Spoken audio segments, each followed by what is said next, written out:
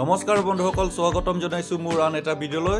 বন্ধুসকল, এইটো ভিডিঅ'ত আমি 5 লাখ টকাত আছাম টাইপ ঘৰ কেনেকৈ বনাব পাৰি, মানে 5 লাখ টকাত আছাম টাইপ ঘৰ এখন হ'বনে নাই তাৰ বিষয়ত আলোচনা কৰিম, বা কেনেকৈ বনালে 5 লাখ টকাত আছাম টাইপ ঘৰ হ'বগৈ তাৰ বিষয়ত আলোচনা কৰিম। গতিকে ভিডিঅ'টো স্কিপ নকৰাকৈ শেষলৈকে চাই থাকিব, তেতিয়াহে আপোনালোকে ভালদৰে বুজি পাব।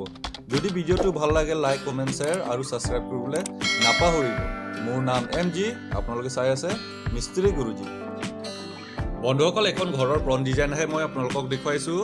দৰ্জা খিৰিকী চাইজ আৰু ৰুমৰ চাইজ নিমিলিব পাৰে, কাৰণ আমি এইটো ভিডিঅ'ত 5 লাখ টকাত আছাম টাইপ ঘৰ কেনেকৈ বনাব পাৰি তাৰ বিষয়তহে আলোচনা কৰিম। বন্ধুসকল, প্ৰথমে ঘৰখনৰ ড্ৰয়িংটো চাই লওঁ। তাৰপিছত ঘৰখনত ইটা, বালি, চিমেণ্ট কিমান লাগিব, মিস্ত্ৰী খৰচ কিমান হ'ব, লগতে ঘৰখনৰ টোটেল কষ্ট কিমান হ'ব তাৰ বিষয়টো আলোচনা কৰিম। গতিকে ভিডিঅ'টো স্কিপ নকৰাকৈ শেষলৈকে চাই থাকিব। বন্ধুসকল, ঘৰখন টোটেল 714 স্কুৱেৰ ফুট আছে। পিলাৰ হ'ব 12টা, দৰ্জা হ'ব 5টা, তাৰপিছত খিৰিকী হ'ব 3 পালা 4টা আৰু 2 পালা 1টা। তাৰপিছত ভেণ্টিলেটাৰখিনি আপোনাৰ পকাৰ হ'ব, মানে 2.5 ফুটৰ ভেণ্টিলেটাৰ লাগিব। বন্ধুসকল, এতিয়া ঘৰখনৰ ৰুমৰ চাইজবিলাক মই আপোনালোকক দেখুৱাই দিছোঁ। বন্ধুসকল, এয়া হ'ব বেৰেণ্ডা, এইখিনিত চিৰি হ'ব। বেৰেণ্ডাটো হ'ব আপোনাৰ 7x12 ফুট। তাৰপিছত এইটো হ'ব আপোনাৰ ড্ৰয়িং ৰুমটো হ'ব আপোনাৰ 10x12 ফুট। তাৰপিছত এয়া হ'ব আপোনাৰ কিচেনটো হ'ব আপোনাৰ 9x12 ফুট। তাৰপিছত এইটো দুটা আপোনাৰ বেডৰুম হ'ব, বেডৰুমটো আপোনাৰ 13x12 ফুট।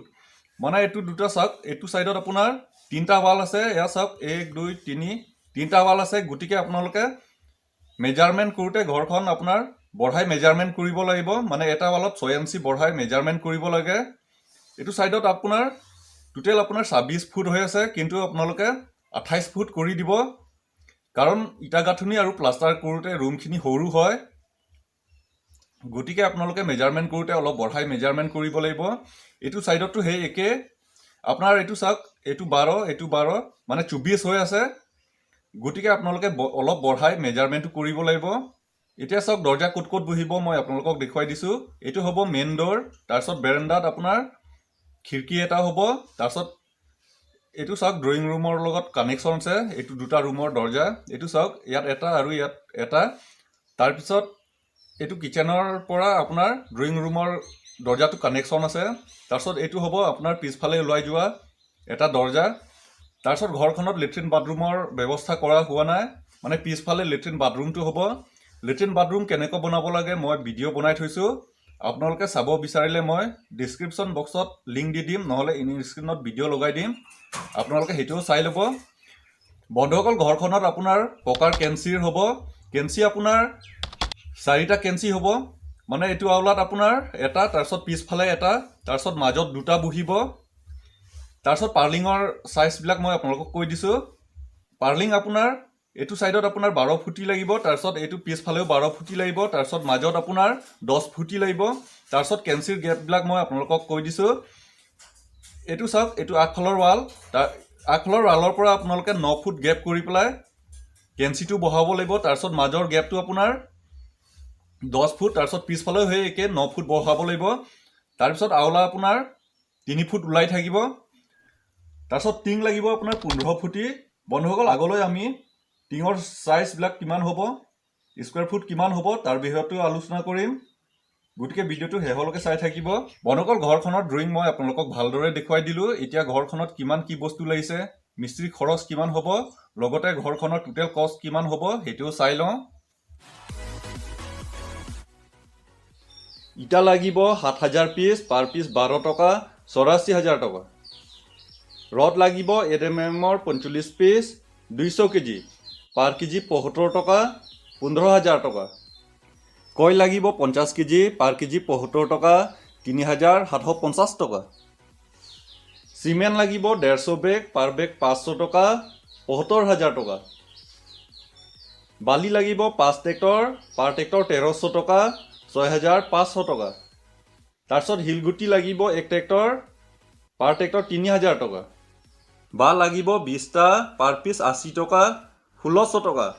চেটাৰিঙৰ কাঠ লাগিব 10 কেবি, পাৰ কেবি 600 টকা, 6,000 টকা। ফাউণ্ডেশ্যনৰ কাৰণে মাটি লাগিব 30 ট্ৰেক্টৰ, পাৰ ট্ৰেক্টৰ 300 টকা, 9,000 টকা। দৰ্জা চকটৰ কাৰণে কাঠ লাগিব 6 3 7 ফুটি 13 পিচ। খিৰিকী চকটৰ কাৰণে কাঠ লাগিব 6 3 5 ফুটি 29 পিচ। তাৰপিছত খিৰিকী পাল্লাৰ কাৰণে কাঠ লাগিব 12 1/2 5 ফুটি 20 পিচ। টোটেল 42 কেবি, পাৰ কেবি 900 টকা, 37,800 টকা। তাৰপিছত পকা ভেণ্টিলেটাৰ লাগিব 2.5 ফুটৰ 9 পিচ, পাৰ পিচ 170 টকা, 1530 টকা। বন্ধুসকল দৰ্জাখিনি মই ৰেডিমেড দৰ্জা ধৰিছোঁ। দৰ্জা আছে 5টা, পাৰ পিচ 4,000 টকা ধৰিলোঁ, 20,000 টকা।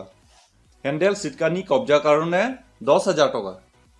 বন্ধুসকল টিং লাগিব 15 ফুটি 45 mm 22 পিচ, 1155 স্কুৱেৰ ফুট, পাৰ স্কুৱেৰ 55 টকা, 63,525 টকা। লগত টিং গজাল আৰু ৰেজিঙো আহিব। তাৰপিছত পাৰ্লিঙৰ কাৰণে কাঠ লাগিব 3 3 12 ফুটি 16 পিচ, 3 3 10 ফুটি 8 পিচ। তাৰপিছত চিলিঙৰ কাৰণে কাঠ লাগিব 3 3 12 ফুটি 49 পিচ। টোটেল 54 কেবি, পাৰ কেবি 800 টকা, 43,200 টকা। তাৰপিছত এচি বৰ্ড লাগিব 48 পিচ, পাৰ পিচ 180 টকা, 8,640 টকা। চিলিঙৰ বিট লাগিব 550 ফুট, পাৰ ফুট 7 টকা, 3,850 টকা। বন্ধুসকল ঘৰখনত কিমান কি বস্তু লাগিছে মই আপোনালোকক কৈ দিলোঁ। এতিয়া থাকিল মিস্ত্ৰী খৰচ আৰু টোটেল কষ্ট। বন্ধুসকল পকা মিস্ত্ৰীয়ে 180 টকাকৈ স্কুৱেৰ ফুট ল'ব। মানে 180 টকাত আপোনাৰ ফাউণ্ডেশ্যনৰ পৰা ফিনিচিংলৈকে কাম হ'ব। ঘৰখন 714 স্কুৱেৰ ফুট। টোটেল আপোনাৰ 1,28,520 টকা। কাঠ মিস্ত্ৰীত 35,000 টকা।